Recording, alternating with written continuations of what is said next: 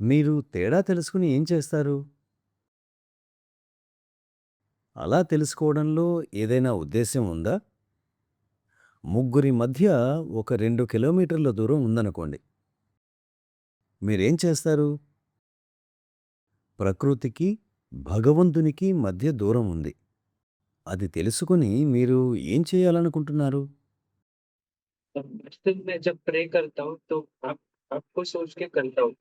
तो जब मतलब आपके हेल्थ के लिए प्रे प्रे करना है तब मैं कन्फ्यूज़ हो जाता हूँ कि मैं मतलब ईश्वर से प्रे करना चाहिए या मास्टर से ही प्रे करना चाहिए या प्रकृति है जो हमारे मास्टर को। ఎవరినీ ప్రత్యేకంగా ప్రార్థించవద్దు. కేవలం ప్రార్థించు. ఎవరు జవాబివ్వాలో వారే జవాబిస్తారు. है ना? जैसे हम मन में भाव रखते हैं कि ये भाई जो हमारे साथ है या बहन जो हमारे साथ है, उसकी भलाई हो जाए।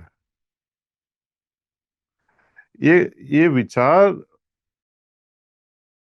बहुत काफी है। మనతో ఉన్న సోదరీ సోదరులకు మంచి జరగాలనే భావనే చాలు. దానికి జవాబు ఎక్కడి నుండి వస్తుంది? అది ప్రకృతి నుండా? ఈశ్వరుడి నుండా? అనేది చెప్పడానికి ప్రకృతి అంటే ఏమిటో, ఈశ్వరుడంటే ఏమిటో నాకు తెలియదు. వారి మధ్య దూరం తెలుసుకోవడానికి వారు ముగ్గురూ వేరు వేరు. దానివల్ల ఏం లాభం లేదు. మన హృదయంలో ఎటువంటి భావన ఉంది? ఎవరి భావన ఉంది? అనేది మనకు లాభిస్తుంది. ప్రార్థన వెనుక ఉన్న మన మనోప్రవృత్తి ఎలా ఉంది? हमारे हृदय में एक ऐसी गहराई है वो प्रार्थना के पीछे, वो काम करता है। और जहां उसकी लगना है एरो, तीर जहां लगना है वहां लग जाएगा वो। మన హృదయ గాఢత ఎంత ఉంది అనేది పనిచేస్తుంది.